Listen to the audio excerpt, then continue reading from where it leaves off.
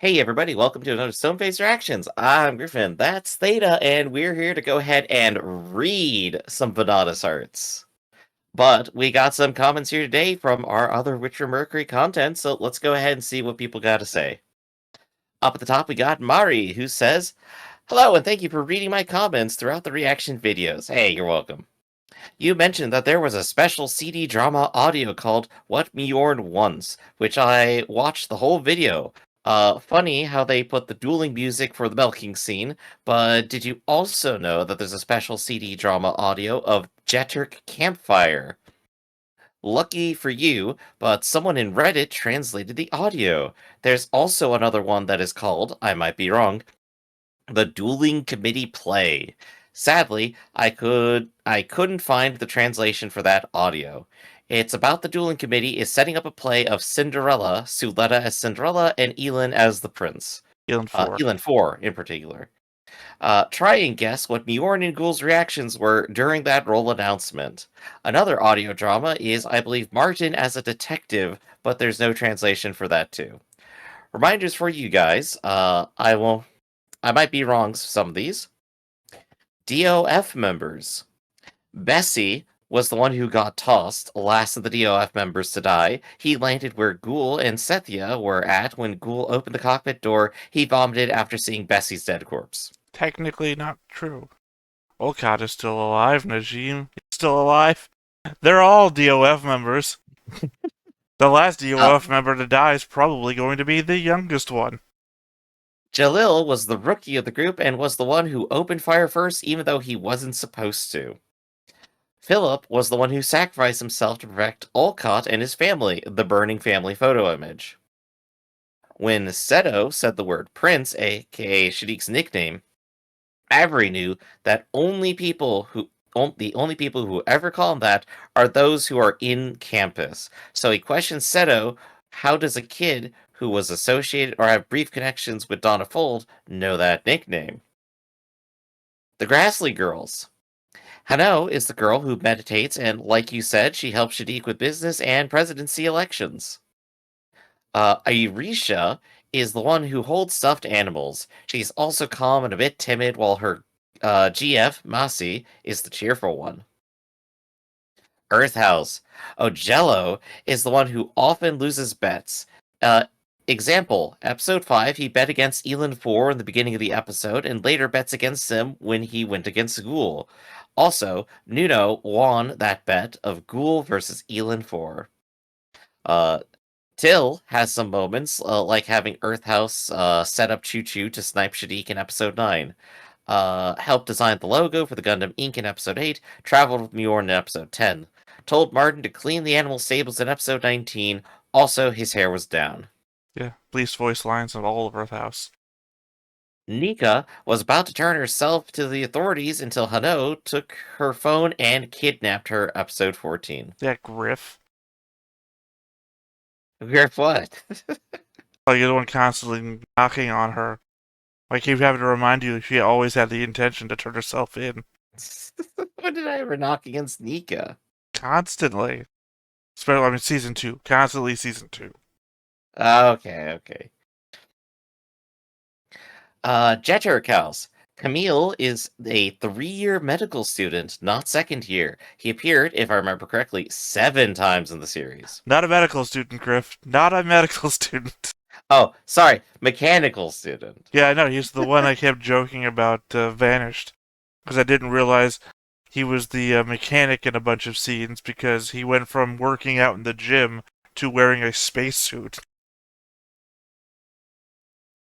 Let's see. We have next, Vim did appear in TV news images when they announced his death. Burien House. I'm pretty sure it was Ryoji who wanted to go to Quiet Zero mission because he wanted to read the data. Cecilia probably said it on his behalf to Earth House. God, Theta correcting Griff on these things reminds me of a disappointing father acts towards his son. That's what Shy points out every time you say King Boss. Or say, every time you say King Bose during our ranking of King stuff. It's okay. I'm here to be a disappointment. But in terms of like other content we could watch if it ever gets translated, the Jet Turk campfire. I always love making fun of Ghoul and his little camp in the fake woods outside the academy, Well, they're real which is always woods. hilarious. They're real woods in the academy. It's it's a park, Theta. It's not a No park. one's getting lost in the woods on the space station. Good. Uh, You know Martin. how large these fronts are. They're over like 10. The 10-kilometer size front is smaller than the school's front. Do you know there are countries that are smaller than 10 kilometers? You're saying I mean, you that's couldn't. true. You're saying you couldn't get lost in a country. It's like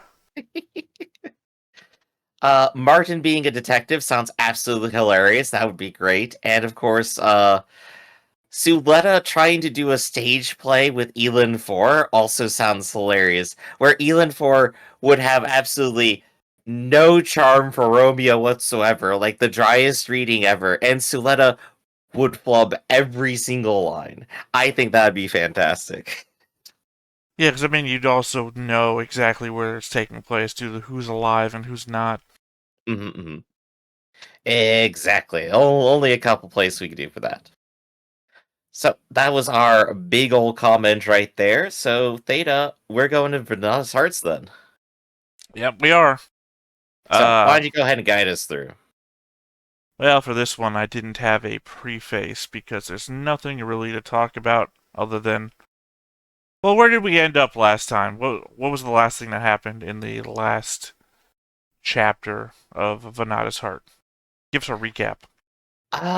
Good question. I remember immediately.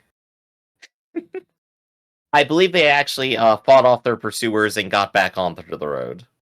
That's what I immediately remember. Did they make a stop somewhere else? Or am I just remembering what I just read over here for chapter 3? Um, well, no. I remember the burrow thing, and I was, yeah, because they escaped. They escaped again.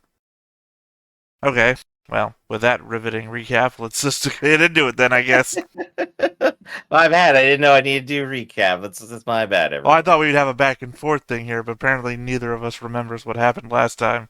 So I guess That's okay. just We're a watch little the bit on the last episodic episode. train. Hopefully you're watching this on a playlist and you don't need it because you just got done watching it. Just want us to hurry up. All right. I think the general context applies. They escaped. They're on the run, and here we are. All right. Let me just get water here.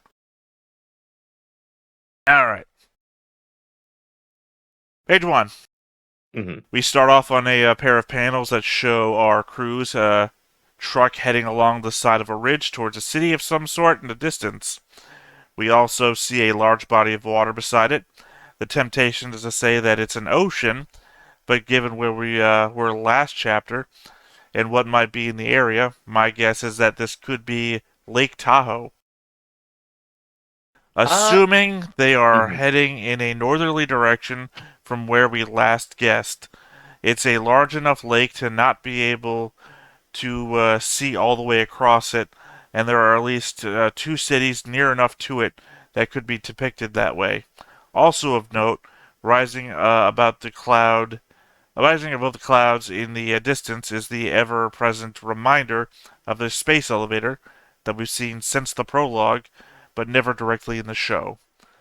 Our Mhm. last panel gives us a direct shot of the truck as it tears up the ground underneath, pressing onwards in its path through the wilderness, which even out here in the middle of nowhere has trash strewn about it. We should go ahead and put a pin on the city, I think. We'll come back to that once we get some shots of it. But I think, yeah, if the water's on the right and that's the ocean, then they're heading south, it means they're going the wrong way. So if it's Lake Tahoe or like any other large body of water like that, uh, well, at least they could still be heading north. The show, or rather, the book doesn't necessarily tell us a lot about that all the time. Well, They're just the heading towards their goal. the depiction of the city Mm-hmm. in the distance is going to really change the closer we get to it. So I Mm-hmm. think from the perspective of just this panel, not this panel, this page itself, the way that it looks seems to be urban sprawl type. So, Yeah. that game. Any other So, thoughts on the page? nope, that's all. Next page.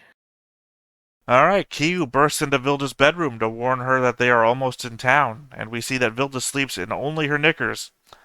Vilda groans at being woken up and sleepily tries to explain to Kiyu the difference between the three primal desires, specifically why one is different than the rest. But Kiyu is just embarrassed that Vilda is practically naked and begs for her to put some clothes on. Vilda basically ignores this, answering as though Kiyu had actually responded to her, responding that sleep is different from the other desires as it is the only one we cannot physically control. The last panel moves from explanation of the psyche and into the reasoning of a person just trying to get back to bed, which Kiyu himself points out before Vilda just straight up asks for 5 more minutes. In this bottom panel, we not only get to see that the road they are on is littered with more than just trash, as there are a number of vehicles broken down on the side of the road, as well as almost directly in the middle of it, seemingly like some were dragged off while others were left where they died. Of note is the fact that there is at least one tank in the wreckage. Mm. So, I definitely feel for Vilda here. Like, this is high tier laziness right now. And of course, being awoken by a screaming child, even one as adorable as Kiyu, uh, is is gonna incite a desire to go back to sleep. Well, you have to imagine when you're on the road, right? In this particular Mhm. instance, this is a Haru driving, autonav style. You Yeah, don't have to do anything. exactly. But I do love it. I love Vilda's personality. It's a good vibe, and of course, their family drama is also still just fun and cute. Well, they're interpersonal drama. They're not. Mhm. We don't know. I would call it family drama for shorthand. They are two people who are basically family interacting together, doing the "I'm trying to wake you up" thing. Only reason why I wouldn't consider them family is that Vilda never considers Kyu my Hmm. son or this. She's always this She is child. a guardian, I suppose, but yeah. Yeah, she's always referring to Kyu as this child. I'm going to save this child, or I'm going to protect this child's future. It's never my son or this person I care about. It's always very non-emotionally described. Hmm. With that said, of course, we got the next page, which is just a single panel of, well, just the chapter opening. Well, that's what I was saying. It's I'm going to skip to page 4. We'll show ah that yeah, as a flash, but the but the story truck pulls continues. in, and Kyu immediately goes running off with a camera, shouting back to Vilda that he is going to take some pictures. Vilda shouts back from the cabin door for Kyu to remember not to wander too far from Jiu, then correcting herself to say the trailer as not to ring suspicion. Kyu responds that he knows to stay within 800 meters, same thing he did back at the station. In the final panel, we also see our first shot of the city being as ruined as the road leading up to it, with buildings laid bare, cut in half, and basically wrecked. Also, the conversation between Kyu and Vilda makes me think something physically bad will happen to Kyu should they wander too far away from the GU. All the Hmm. talk about it being his body and the heart conversations from earlier, just something about it makes me think that if anything ever happens to the GU, Kyu is going to die. Yeah, I would ask, like, what do you think will happen if he, like, steps outside of 800 meters? And honestly, it has me thinking, having a giant robot for your pacemaker has got to be the most inconvenient thing on the planet. I mean, it's probable that they're sharing some sort of signal or something. I don't know. I don't know. Yeah, the specifics of it are unknown to us, unfortunately. I think we do drive into some parallels later into the book. But as we go to the next page, we will see more of devastated Earth in the city. And I probably would like to bring something up from like the novelization stuff that we're going to read later, which is relevant now because I think it's not something we get to see in the rest of the series, On the right? next page? Yeah, on the next Alright, page. let me get through that first then. As we pan back, we see more and more of the extent of the waste. The whole area is leveled, collapsed buildings dotting the landscape.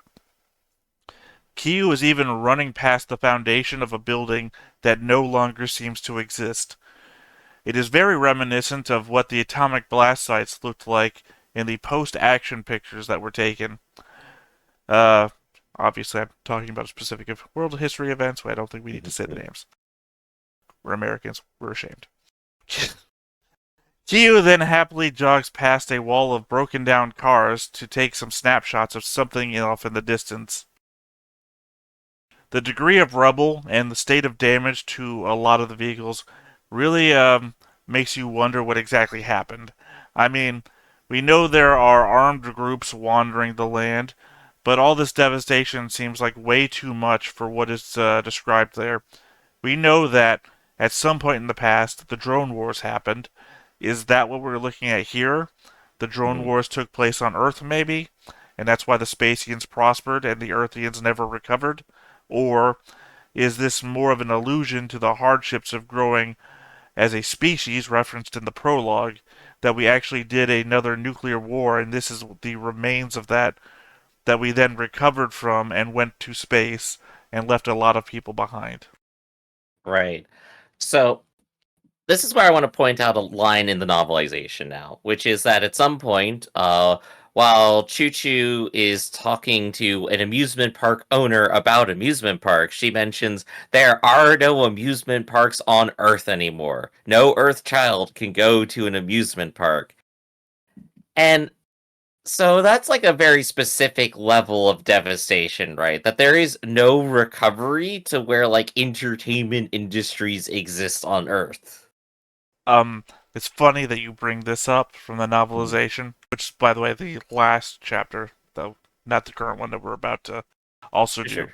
But because there is a thing that I also discuss in my breakdown talking points of the new chapter we're about to do, which could be also a reference to read how far into the future we are in the Adstilla timeline. Yeah.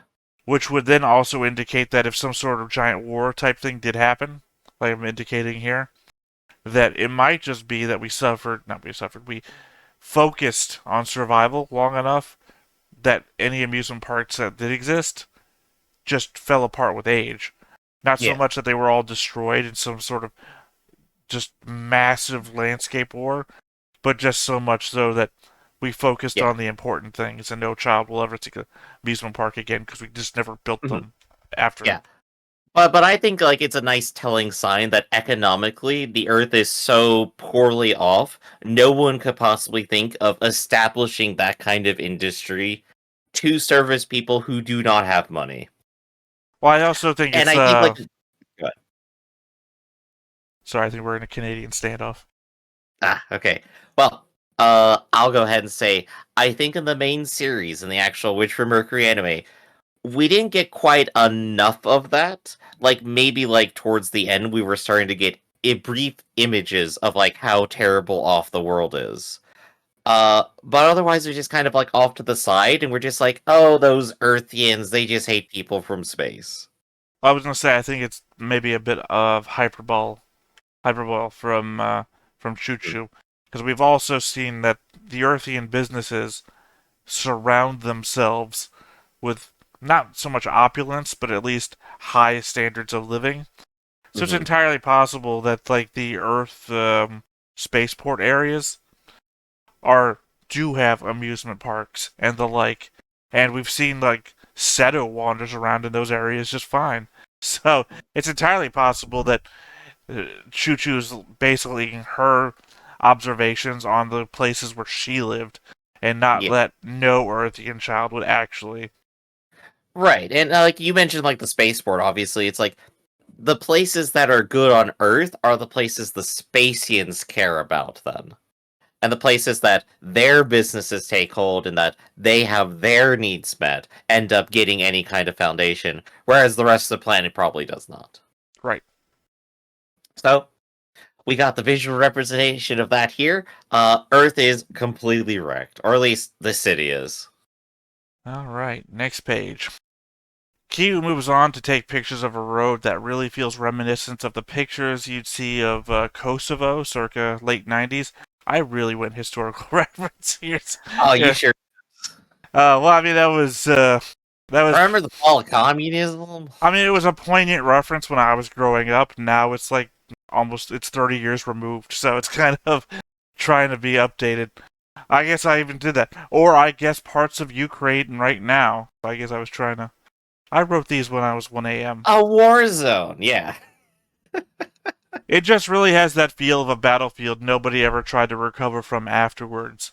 The second panel shows a confused Q looking down at a puddle of water, and sometimes a thing can just be a thing, as it seems to be, but in this case, given the appearance of everything else around, I wouldn't be surprised to find out this was just down the road Q was taking pictures of and was in fact the site of a blast crater from artillery or a missile strike. In our final two panels, Q manages to reach civilization. The buildings are clearly all still damaged, but the people are using patchwork to make it all livable. Lots of sheets and wood covering holes and the like. Otherwise, on the surface of blank faces, it appears normal life continues. People wander the streets. A mother and her child move along. A man and his dog stand just outside their home. All seems well enough. Right. They are obviously poor in a war-torn area that has not received any sort of recovery, but they're still alive.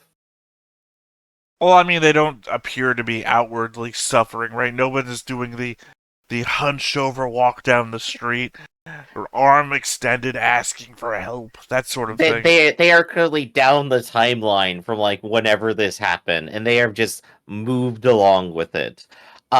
There's another game I played recently, Disco Elysium, which has like some similar presence here. Basically, like you're in a city, there was a war there, and afterwards nobody really cleaned up. There's still craters everywhere. People haven't put in economic development. They're way better off than these people. But you know, it's the same kind of vibe. After the war, nobody bothered Yeah, because nobody cared. that's what I've mentioned a number of times now. That's what it looks like is going on. Hmm. Alright, next page. Walking down the street, Kiyu spots a number of flag tapestry things hanging from rooftop to rooftop and snags a picture, then gets confused that it isn't laundry, implying that he was more than happy to take pictures of people's laundry instead of flags. They then They get can serve surprised when everyday life. a bandito starts talking to them, which turns out to be another one of Vilda's odd disguises.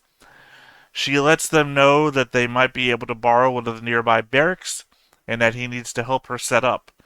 They then trek all the way back to the truck to get their supplies and bring it back into town. I have to say, Bandito Vilda, definitely favored right now.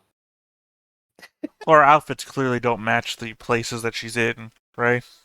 Oh, absolutely. She has no sense of social presence, I should say, I guess. It's so adorable. But we have like just Kiyu enjoying his time here. And yeah, they're setting up for something. It's gonna be a plot point. We'll come back to that when it happens. Alright. Next page. We then see two people watching our two main characters as they make a makeshift clinic out of a barracks. I'm pretty sure our old eye theory for Spacians is already shot, but a quick zoom in on their eyes makes them look normal. The fact they have normal eyes and buy into anti-Spacian propaganda might be proof of who knows. Mhm. Either way, they regard the two as outsiders and move off to report it to their chief. We then see an outside shot of the clinic with people lined up out the door.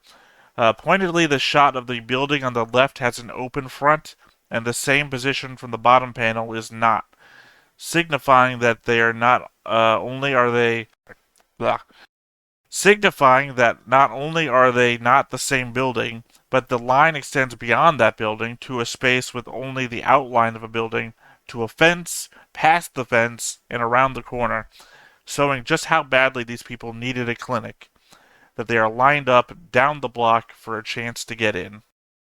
Yep. Severe impoverishment, no attention, no funding, no professionals. And yes, here comes Doctor Strange to town. Alright. Next page. Also, I guess quick comment on the eye thing. I think we already basically gave up on that, right? I don't know. I think it just ended up not being true. I'm just not going to say anything yet because I don't know if I wrote anything else about it later. Fair enough. If I did, I don't want to say something now and just have to have an argument with myself. Alright, now next page. Despite the outside of the building looking only slightly better than most of the others in town, the inside of the barracks appears clean and rather well stocked. We saw how much stuff Kyu and Vilda were carrying when they left the truck, so one would assume that all the boxes lining the shelves and floor must be the supplies for the barracks before they moved in. We can also see that there are people waiting inside as well, as Vilda sees each person one at a time. Kyu is acting as an assistant in the scene, giving Vilda whatever she needs from a clearly well-ordered table of supplies. Mm-hmm. We've seen this like a plenty inside of like this inside of like these images, but like they swap up like to these photorealistic textures like quite a lot, like with the medical equipment on this one and the previous ones. It was like the cityscape or like the big zoom out for like the line of people. And I gotta say, like, I do like those little bits too. Even like if they are like very different in style, like clash a little. Like it's still very interesting to see them. I think they're very clearly meant to focus your attention. Mm-hmm. Absolutely. Alright, next page. The next panel starts with a close-up shot of this man's leg, and I have no idea what I'm looking at here. Giant cancerous growths, massive boils, lumps of pus from some bad infection. Hope you're not eating Could be lunch. anything. Either way, none of it's great to look at. As Vilda works on it, she tells the man to try and avoid contact with the ground and water, which almost makes me think the intent was to avoid groundwater. Given the Kyu staring at the puddle earlier, my indication back again to possible atomic war, and maybe that's like in a radiated puddle, but you know. Actually, I'm just going to go back on my own thought here. I don't think that can be true, given what I'm going to say in the novelization breakdown later. Sure. Vilda is going through all of the basic stuff you'd imagine. Don't touch it, stay off the leg, etc. And then gets super harsh for no reason. The guy never even says anything before giving the spiel about losing a leg or being inconvenienced. He rightfully responds with asking her not to scare him like that, and that he gets it. In the background, Kyu is stacking boxes and thinking to themselves about the entire point of the Gund medical treatments, basically figuring out what Cardo's entire deal was in this one scene. I think it really goes to show like how condescending Vilda's teacher voice is here. Because that's basically the same tone she's taken for like a number of different subjects with Kyu, but Kyu is a child and the voice is like more acceptable over there. That's like the voice exactly. You're not a child. Go ahead and exercise some discipline. She's trying to put on that whole tone. She's trying to do the guardian thing. I think she's just stuck in that mode. It's like she anticipated an argument and then just jumped to the response. Exactly. But yeah, Kyu discovering like, oh yeah, that's right. This is what the technology is supposed to be for. You think he would already be on that page. Or like have gotten more education in that realm. But you know what? That's fine. Maybe he did. Maybe this could just be our first time seeing it. That's all. Right. He could just be telling the audience here, us, that like, yes, Kyu has thought about this before. He understands that this was probably going to be important, and now no one will ever get it again. All right. Next page. Vilda goes on to prescribe the man pills for the condition and for the pain as he leaves the clinic. We then see the crowd outside joining him in thanking her, some of them with obvious conditions, others less so, at least one of them crying. We also hear from them what cover she is using, claiming to be a doctor from a city. Which one is unknown, but clearly not this one. Evidently, her cost of business is cheaper than what they normally can get. Since we know they are willing to do what it takes to escape from locations and already have a record that keeps them moving, one could assume a bit of a Robin Hood situation is going on here. That they are stealing supplies from locations on their way and selling it back to people on the cheap. Almost feels like Firefly. Kyu interjects that the doctor is incredible, to which Vilda chastises him to handle the equipment properly. Sorry, to handle the payment properly. Yep. I think they fully intended to buy their supplies. They just ended up having to run, so it ended up becoming stolen. But yeah, no, Vilda wants to do good in the world. She is a doctor. She wants to help people, and here she is just kind of doing her thing. She's in her moment. And of course, we're going to get on the next panel, Kyu being increasingly irresponsible. Or maybe more responsible. We'll see. Alright. Next page. Just a note, Kyu has been winking a lot in this chapter.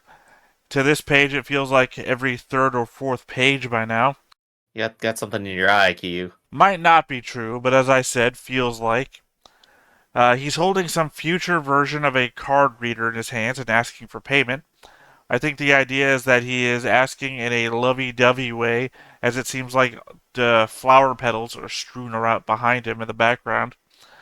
The big guy tells Kyu that they are a big help, and Kyu thanks them, pointing out that they are the assistant, despite their looks. Also, Kyu is charismatic. Also, we still apparently use card as payments in the post-apocalypse. Just funny to note. The guy and Kyu make a heart with their hands together, as Kyu also flashes a peace sign. I have no doubt that just off-camera is Kyu's camera being used to take a picture of this, which is what they are posing for. Vilda remains eyes closed as she was before, hand over her chest. If I understand the text above her head, I'd probably know what's going on in here. She is deep in thought. The joy that she's bringing people is clearly on her mind. And the fact that she is in the position she is in, forced to be in a tiny clinic in the middle of nowhere with barely any stuff and not enough time to help literally everybody. Well, it's a running theme of the OOF commentary that I give, that I have no fucking idea what the automatopoeia stands for. Because I don't know what it could be a long sigh. Oh, yeah. It could be heartbeat sounds. I have no idea what's going on. Yeah, I think this, if I were to take a wild guess, it would probably be inhale, exhale. She is calming herself. I have no idea. Oh. Well, we can definitely get context with that in the next page. We get another panning shot of the ramshackle structures as Vilda laments her inability to help the root cause of these people's woes. Evidently, whatever they are eating doesn't supply enough nutrients to survive, and it's causing them neural damage. She blames their poverty as the source of the problem, but says there is nothing she can do for that. And, as we constantly do, we come back to Cardo once again, as Vilda expresses that this is just a shadow of the medical care that her teacher once envisioned. The last panel does an alright job of showing the pipes and electronics of the era the Earthians are stuck in, with the imposition of the more digital era overlay of the future that the Spacians are in. Right, it's the compare and contrast moment, and of course, Vilda in her own personal, I guess I wouldn't call this like an existential crisis. She's more just lamenting the way things are. She's being realist. Yeah. And of course, she'll continue to exposit as we go on. Alright. Next page. Again, we see images of normalcy overlaid with futuristic lines, and I have to wonder if this is the manga's interpretation of the data storm. Some sort of enhanced version of reality superseding the old reality. Vilda continues by emphasizing that Gund was supposed to save people by making up for deficiencies and adapt us to new worlds. Apparently, it was also supposed to end racism and poverty, which just seems like an insane statement to make. Look, it's not the first time a tech genius has offered too much. I guess Japanese healthcare really is a world's difference to American healthcare. Not even going to touch conquering discrimination with surgery. Our bottom panel is, of course, an Eden growing around Q, forming into another heart motif, as we often get in relation to that character. Vilda's message concluding with the effect that she is essentially selling her dream in order to save Q and continue their journey. Right. I think I also get from the imagery here, too, the impression, of course, obviously, Q is supposed to be the future as well. But this is what they were supposed to be building up, their miracle, right? With all, like, the very flowery image of it. I think I have a thought about that later. Okay, that's If also it turns fair. out to not be true, I will just then recount what I'm thinking right now in our postscript. Perfectly fine. But, I mean, you were also spot on. The Q and his heart imagery is also just going to... That's going to come to a head eventually. It really will. It's been a constant theme, so I don't see why not. And on to the junk pile. Yep, next page. We start with a self-reaffirmment from Vilda that she will press on, not just for the ideals of Gund, but to fight the curse that has befallen Q. The background of that affirmation being scrappers working a pile of debris. The number of them wearing shorts in a pile of loose metal. No wonder that other guy's leg was looking so badly hurt. If Vilda said it was from malnutrition, as a former warehouse manager, I can tell you what happens to exposed skin around sharp metal objects. In the Look, bottom man, it's half, hot outside, all right? You know, it's California. It ain't cool over there. You gotta wear one of shorts. the safety videos I had to show people when I was the safety captain of our back room was Mhm. literally of another warehouse where somebody was wearing shorts and they just walked past a sharply protruding metal object and it looked like a shark had bit them. Ah, Literally yeah, just just like tore them straight up right shake open. hands with danger kind of level of safety, huh? Yeah. In the bottom half of the page, we camera down back to the truck. The scenery exactly as we left it before, except now various kids are climbing through the rubble and making their way towards the vehicle. The mischief is coming. Not much really to say about it. It's expository. Well, visually expository, I suppose. Alright. Next page. I guess at some point when Vilda had her eyes closed, Kyu ran back to the truck. Because the moment the kids start gathering outside, he pokes his head out and asks them what is going on. The kids act oddly polite, apologizing for having startled Kyu and telling one another that they thought they'd be a nuisance. Q eases their minds by claiming they aren't a nuisance, but that they were startled and asks what they could do for them. The kids start complimenting Vilda on her abilities, saying their Gramps is even starting to feel better. Q perks up at this, saying that his doctor is out of this world and that she can cure anyone of anything. The background of this last panel, doing that same flowery motif if it did the last time, Q was being cute to somebody. Yep. Q is cute. Q is charismatic. He's got all the moves. And of course, he's already charming this entire pack of kids instantly. But we also know the distance the truck is from the clinic, which implies I that think he Q moved it just... up, actually. No, it's in the same position as it was in the previous panel. We saw Right. that when the kids were climbing up the exact same rubble that we commented on previously. Okay. So Q just ran and just didn't need to see it. Q knows exactly how far 800 meters is at all times. All right, next page. In the first panel, we see why Q is back at the truck now, wheeling boxes of supplies back to the clinic. This also seemingly implies that all of those boxes we saw there before were just unseen trips back and forth from the truck to stock up the clinic before they opened up. The kids start to talk about how hot Vilda is, going so far as to tease Q about how nice it must be to be able to bathe with her. Q interjects that he does no such thing, getting defensive and saying it's the last thing he needs to see, despite himself having this sort of talk not a few chapters ago. The beginning of this chapter was literally, come on, put some clothes on. When's the last time you want to see your parents Well, naked, no, right? he was having a hots for Vilda thing earlier Yeah. chapters. This chapter, he was more, I don't need to see this. In response, the kids asked him what he is to her, thinking he might be her brother or her kid. He brags once more about being her assistant. The kids don't understand what this means and ask him if it's the same as a minion, to which Kyu takes this as an insult and shouts, "Assistant!" back at them. I do love all the little chibi faces here for expressions. It's so good. And of course all of Q's are perfect. Just look at that look at that. Alright, next page. This is a bunch of kids being kids and they're having fun, at least conversing. But now we get to The nerdiest of the kids then pipes up and asks if the doctor can fix dolls. Kyu, confused at this, questioningly says back, "Dolls?"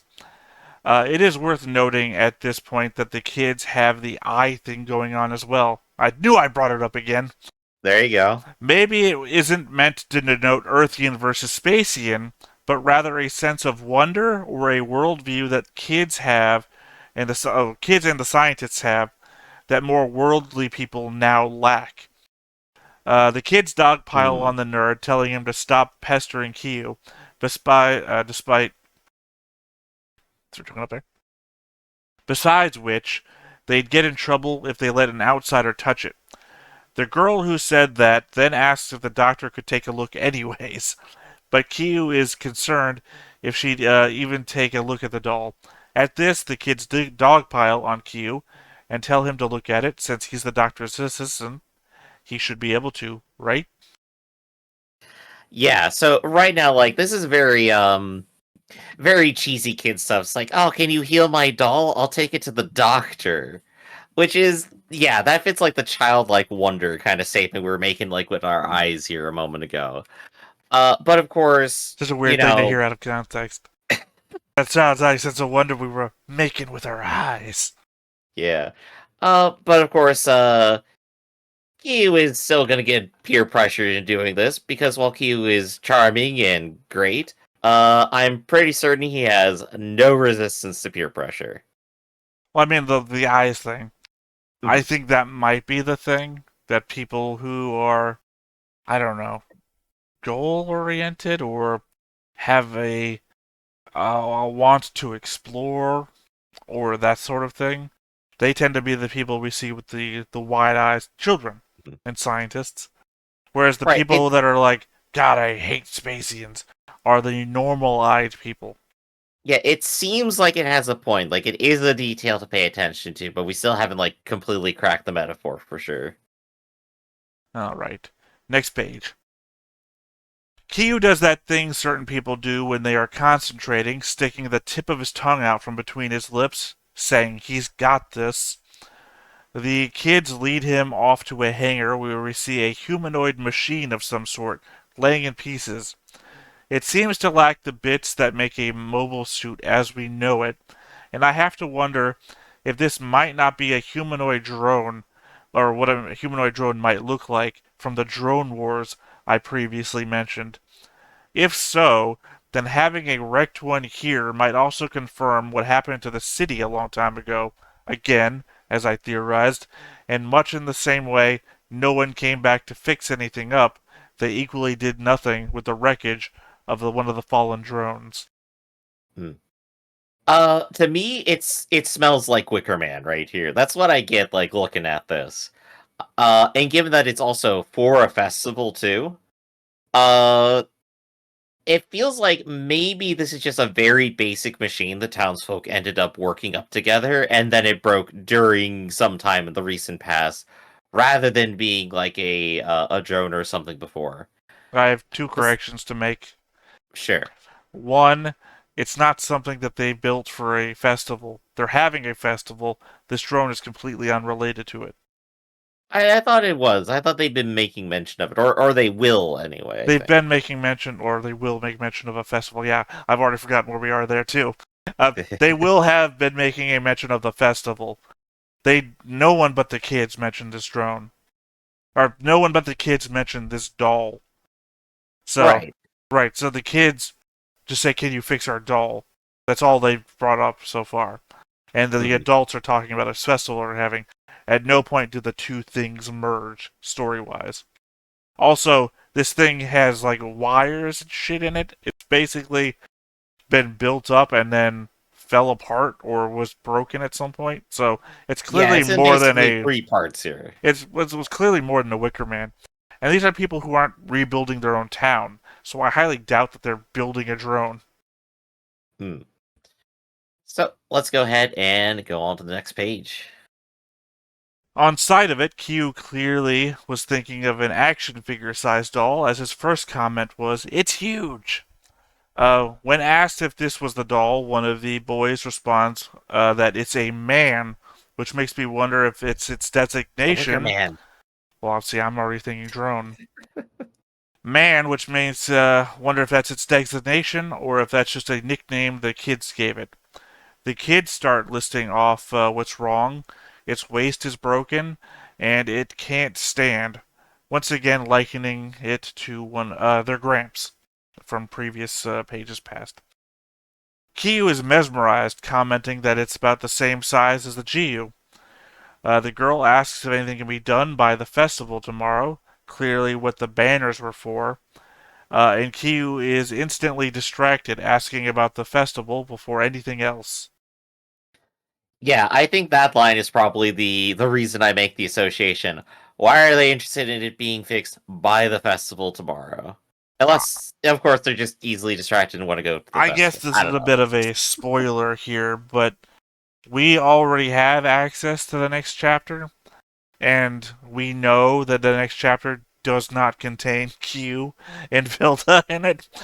We kind of just don't go back to them just yet. It's our very first chapter without them.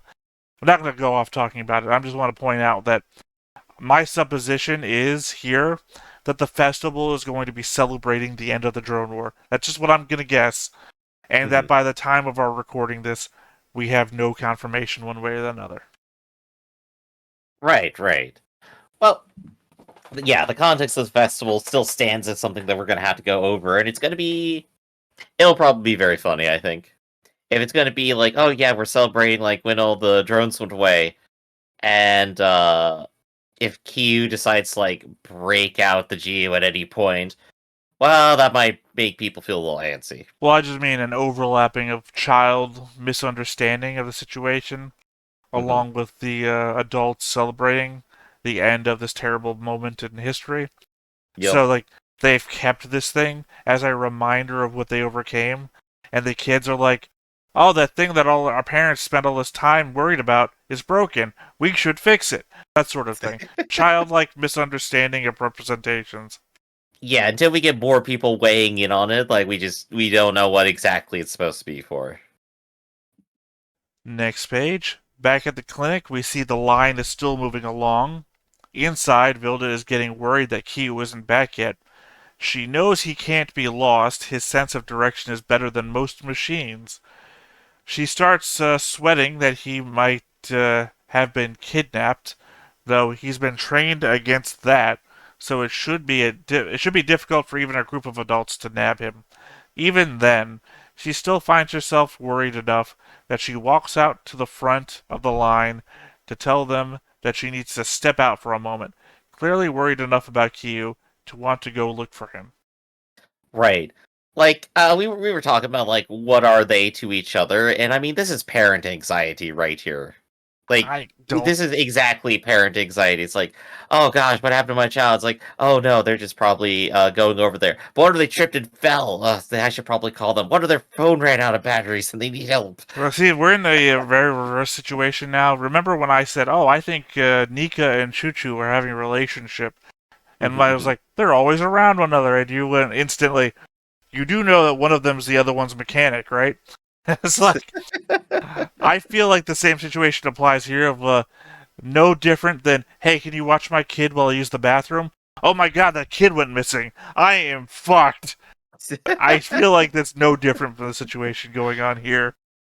Right. It doesn't have to be parent. It's I'm an adult, that's a child. Child's gone missing. This is bad.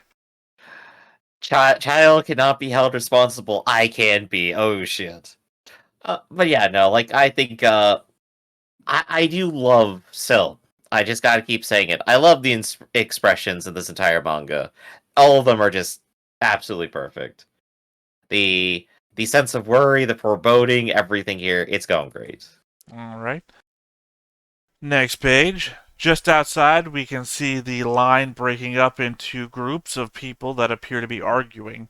One side seems in disbelief, saying that they said they would help, they would examine us, while the other side asks who the doctor is here. Vilda emerges from the crowd to announce herself as she asks what they want. We see that it is the two guys from before that ran off to consult the chief. They claim to be from Rotomore Incorporated and are here because they heard some outsiders set up a clinic.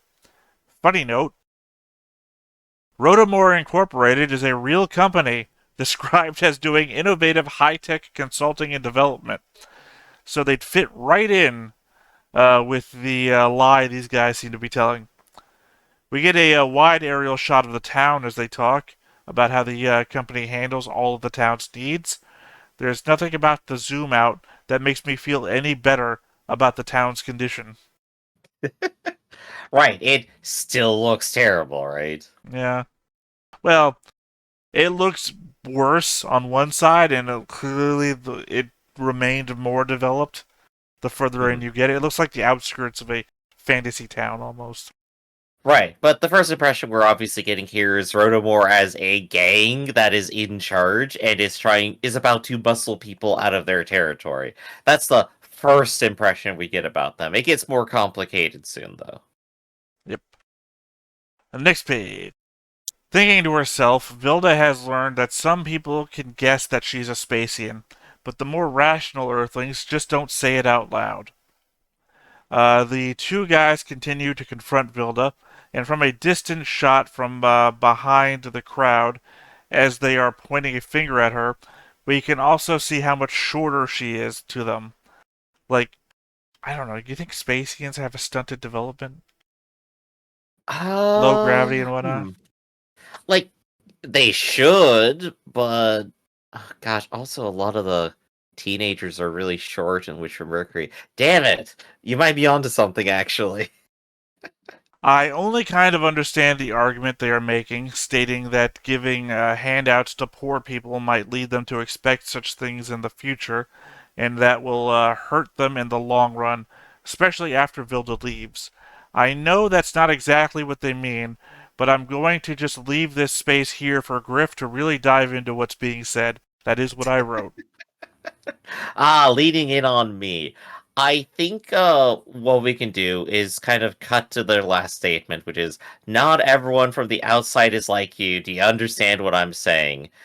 Their idea here is that they are trying to protect the town from people who might come and try to make offers like hers to offer to improve stuff, and then of course either twist their arm, pull back their deal, or give them something awful. This is to keep everybody from being scammed. And while Vilda has the best intentions and clearly hasn't done any wrong, they're just asking her to leave. Just specifically to keep their community intact from outside interference. And given the way that everything seems like it has not been rebuilt properly or evenly, yeah, okay, that checks out. They are worried, understandably, because I mean, given our setting, what else would happen except a bunch of space teams move into town, say they're going to make everything better, and then take control of it, and then blow it up again? Because that's where they have all their wars. This prime real estate that is this place. This prime real estate next to Lake Tahoe. Alright, next page. Vilda begs them for just a few days as they kick over her clinic sign. They shout at her about being a hypocrite and not getting what they are saying. The other people standing around also start to agree, saying that the town is just barely getting by, and that if she cares about their future, she should just go. Again, another point of not understanding by me, as the last patient we saw was commenting about how cheap everything she was doing was by comparison. Either way, Vilda has a look of regret on her face as she regards those words, the future.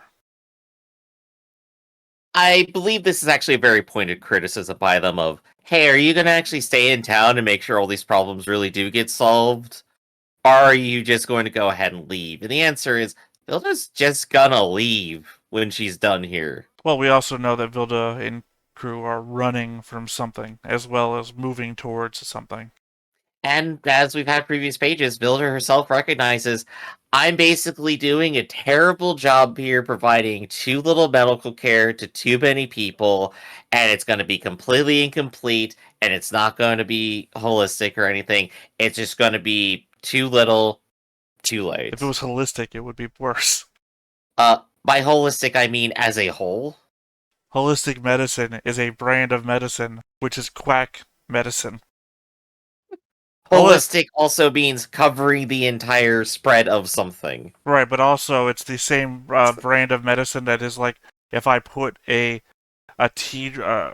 drop of poison into a gallon of water, I can slowly start to cure myself of poison.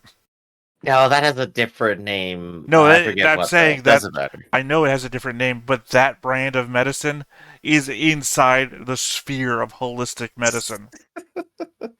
Well, let's just go ahead and pass by the misinterpretation. If you never heard of, or read, or even listened to a Dirk Gently novel, it's the same concept of if I follow this person for long enough, surely they'll lead me to a clue to this case I'm on, no matter how unrelated they may be to anything I'm doing. Holistics. But if we go to the next page, we go ahead and see they're right and I'm right. The temporary act of charity will actually have a negative impact and can't be helped. Dejected, we get a shot of her like the previous evil Carta shots I mentioned from before. She starts thinking that they are right as well, that a temporary act of charity could have negative impacts. Just as she is going to accept their demands, she gets interrupted by someone in the crowd shouting about a mobile suit. Lost opportunity to make the classic Gundam wing cloak. Vilda snaps back to and looks up in shock, recognizing the GU immediately as it stands up from the unfolding cargo bay of the truck, and saying that Q is doing things on his own again. This is where, of course, we're swapping from her depression about like the future. She can't actually be a real doctor in this situation, and that she has to pull back. But now we just shift over to the action, so we get to go ahead and put all that to the side and see what Kiyu's up to. In our 2-page spread, we get a full shot of the GU rising from the truck as the people in the town rush over. We know they weren't nearby from all the shots of the truck sitting out in isolation that we got earlier to see what's going on.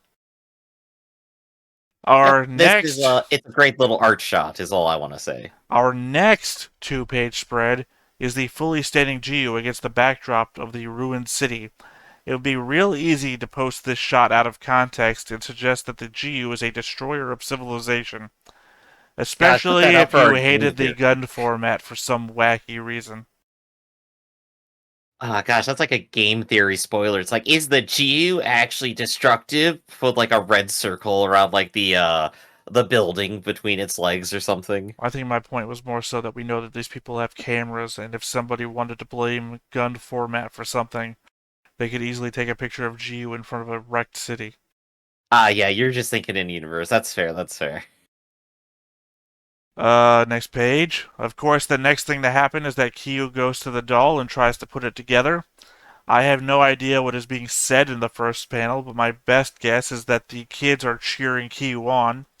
They have a different outline to the rest of the crowd, and seem more animated as well.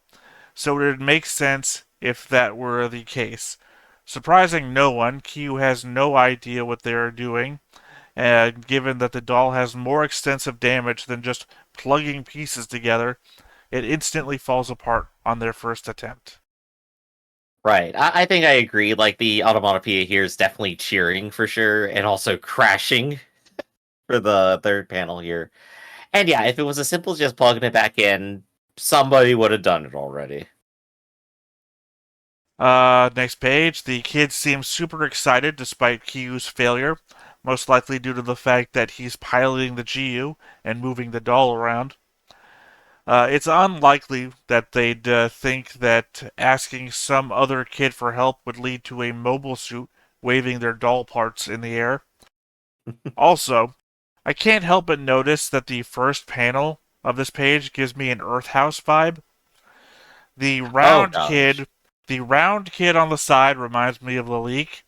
The nerdy kid in the back gives me Martin vibes. The girl with pigtails looks like a young Alea, I don't know how to say her name. Just kind of feels like they could all be child stand-ins for people we know over the last year, or people we got to know over the last year. It's the prequel, Theta. It's not. Those clearly not the kids, because a bunch of those kids were from other places and whatnot. Just looks like that's what was maybe intended from an artistic standpoint. In the cockpit, Kyu recognizes that their attempts aren't going well, their tongue poking back out again. From the outside, all the adults in the distance are just watching the GU wave this doll's upper half in the air and seem to be in total confusion about it. I mean, I'd be pretty confused too, but that concentration face is getting mileage. It's common. I mean, I used to do that sometimes. Mm-hmm. Like focusing on a thing in that doesn't want to go together. Yeah, everyone's got a thing. In an almost monster movie panel, we see the shadow of the GU fall on the crowd, its arms raised menacingly, though, as though they were claws coming for them. Someone in the crowd comments that its movements seem too human to just be a mobile suit, and for some reason, Vilda decides to explain, despite being surrounded by hundreds of people that she knows to have an irrational hatred of Spacians. Sorry, I thought I corrected this. I wrote this out in sequence and then realized what was going on. Anyway, that GU isn't just a mobile suit, but it's Kyu's body. Now she labels it as a gundarm, just like Eland 4 did when we first saw it. But one of the guys in the crowd accurately says Gundam. The headband guy from earlier looks on in abject terror. Sorry, I think my computer crashed when I was writing this and it didn't pick up my edits because I know she was thinking it in her head. But my first reading was me thinking that she was saying it out loud in front of a crowd of hundreds of people that hate Spacians. So I was noting how weird that was, and clearly... Oh, no, actually, sorry. I'm just going to quickly move on to the next page and explain that, and then we can comment on both if you have comments. I mean, we got our meme at least. It's a Gundam! In the next panel, I see my mistake, as Vilda wasn't saying those things out loud, but was just bragging to herself in her own head. It's just happenstance that the guy responded right in time to her thoughts. She now is confused about how someone would know, but just as she dismisses this, he asks her directly if it's hers. She wheels about to face him, and they all engage in a stare down. I do love the way Vilda goes from 0 to 100, just like a whipping around her lab coat, putting her hand on the gun. She's got like full Western vibes here, which, you know what? We got a little bit of a Western theme to this whole. We already called her a bandito. Project. Yeah, exactly. But yeah, her reaction to like the worried question, "Is that yours?" is like, "Oh shit, it's happening again." This is a trauma response. Back at the clinic, the line seems to have completely vanished, so I guess everyone just agreed to the argument from before. Building. No, it's the clinic. Remember it's totally different. No, they kicked over the sign. Keep going. So I guess everyone just agreed to the argument from before and wandered off. Despite some of them having more than just malnutrition, like the guy from one of the real early panels who had his head half wrapped with bandages. He was still outside by the time of the excitement started, never got seen. The guy from earlier who recognized the Gundam escorts, an old... Sorry, I was about to choke there. The guy from earlier who recognized the Gundam escorts an old man to the clinic, lays him in bed, and tells him that they've brought a doctor before asking forgiveness. Alright. I've gone ahead and found it while you were go ahead and finish your summary here. The clinic was a one-story building. It does not have a shed on the left side over there. There is a little less construction work. That barrel isn't there. And there is not a water tower behind the building. What is the previous page that the clinic first appears in? I can go ahead and throw you a picture, but you probably won't be able to see it right Well, now. just tell me what page it is. Geez, that was probably like 18 or something. If Let it's me from the stuff scroll. that I gave you, I went through and I renamed everything to 8. what page? Page Page 8. Oh crap, I can't leave it over top of you. You know what? You are right. So they get escorted to a completely different building. Yep. You can This see where I is- might get a little bit confused here if you want to go back, viewers, and notice that I described the building as having an open-sided build thing next to it. And both of these do have open buildings next to them. You know what? Maybe they just built a second story real quick, Griff. How about that? Yeah, you know, they turned their backs for 5 minutes and they decided to escort her to the building she was just in. Exactly. Look, we went one panel, Key was standing in front of the clinic. Next panel, Key was across town at the truck. So clearly they do shit like this. Hey, 800 meters. Anyway, next page. Looking on intently, Vilda watches as they pull the sheet from him. Just an odd observation before we jump into this. Mm-hmm. They had to have led him into the building, laid him in the bed, then covered him with a sheet. We saw Vilda walking with them on the last page. They clearly didn't carry him on a bed into the clinic. It all just seems oddly showy rather, to have put him in bed, then covered him up, just to uncover him dramatically seconds later. Because again, Right, but now we know. because Vilda was walking with them. She saw the man. It wasn't like, oh my god, he has mechanical legs. She was there. Anyway. I mean, in the second panel, the cover is nowhere to be seen either. So they cover him and then just yeet the shit. Right? Woo! Cover's gone. It's a major plot point. I just want to say. Anyways. I think it all comes from like your interpretation of it being the same building as the clinic. No, it has nothing to do with it. Because remember, they walked in that very one that you're pointing to. We can see them walking, and Vilda's there with them. It has nothing to do with that. They're literally... Anyways, they go on to explain that this is their president, and 5 years ago, the year that the Vanadis incident, by the way, he became immobile due to a progressive illness from an old wound. So he underwent an operation.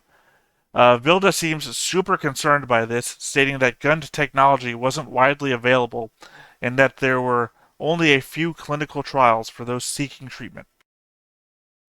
Of course, the fact that this man is a president of a company and at some point had the money to make that happen is also slightly telling. Rotomore, one would be believed.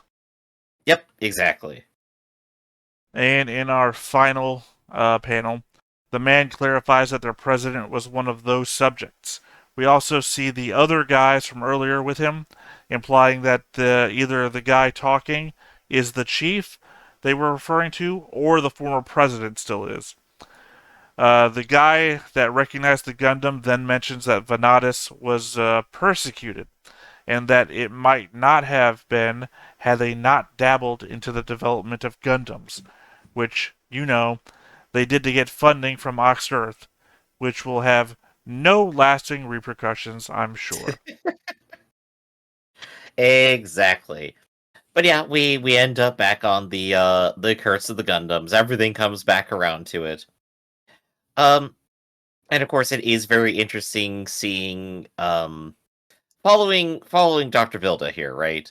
Because she's very much a very genuine doctor at the end of the day, I think. She did want this technology to be exactly what the kids in Wish for Mercury end up remaking it into. It's the fact that like it completely lost like itself along the way because of that need for funding that like basically all of this happened. If they weren't making giant robots, maybe everyone would have been better off. At least, that's the way it continues to seem to be. I don't know. Because we do know what they end up doing even with the medical technology, so it's not like their hands were clean even if they didn't make weapons. I still think there was a lot of manipulation going on the behest of Cardo Naboo. A lot of sacrificing kids, I think, was still mentioned. We still got to get back around to that. Yeah, because I mean, if Prospero's vision of what was to be was Cardo's vision of what was to be, because we know Belmera's vision wasn't what was to be. It just implies that this was all working towards nefarious ends, we'll say. It was all the cyborg revolution all along. But that does wrap up the book for right now, I think. Well, the what manga. I know you keep referencing it as a book. Pointedly, we're doing a novel thing, which is a book, and we're doing a manga thing, which is more like a comic, if you think about it. Yeah, true. But that does hit the end of it there. Theta, what do you got thoughts for it overall, then? What do you want to wrap up with? I mean, I think I'm overall right about most of my observations, except for which building is or is not a clinic. Although I will point out that the building on the outside looks like it has a sign. That sign might say clinic. It could be another clinic, obviously. Yeah, all I He's said in a hospital bed. All I said was the clinic. Could imply any clinic. Now we're just splitting hairs. But yeah, no. I still like this chapter though. Most of it was kind of focused on Kiyu and the relation and things like that, and a lot of the scene setting here. But the obvious drama of it is still Vilda, medicine, and what Gundam is supposed to be. I think it's the most serious chapter we've gotten yet. Yeah, we have someone who's literally paraplegic with metal legs that they cannot remove, and then here comes Vilda going, "Oh shit, he's been here for 5 years, this is my fault, isn't it?" Well, I mean, we're not just like messing with Kiyu or running from a thing or explaining like the philosophies of the situation we're in. We're actually dealing with people in the fallout of the whatever's going on Earth in the past of the show. It's an actual people interacting with other people chapter. Right, we're diving more into the lore of it than like the main show like necessarily did, I think. And obviously because we have more time to do it here, we have more time to dwell on it, and the story doesn't have to wrap up at any point, just whenever they want to, really. So, we got plenty of time to go ahead and go, hey, look at all these horrors of war. Hey, those horrors of war. Curse you, horrors of war. We have to declare war on war. Oh, they're saying on horrors. So, join us for Double O Gundam later. But I think, so that's all I have to say about it, and you said everything you wanted to as well. Correct? Cool. In that case, let's just go ahead and wrap it up. This has been Stoneface Reactions. I'm Griffin, that's Theta, and we'll catch y'all next time. See you around. Hey everybody, thanks for watching another Stoneface Reactions. If you have an idea of another video we could go ahead and watch, go ahead and put it in the comments down below and we'll add it to the wheel. Be sure to like, comment, and subscribe, and let us know what you thought about this video and what parts you liked. And until then, we'll see you next time. Is this too goofy?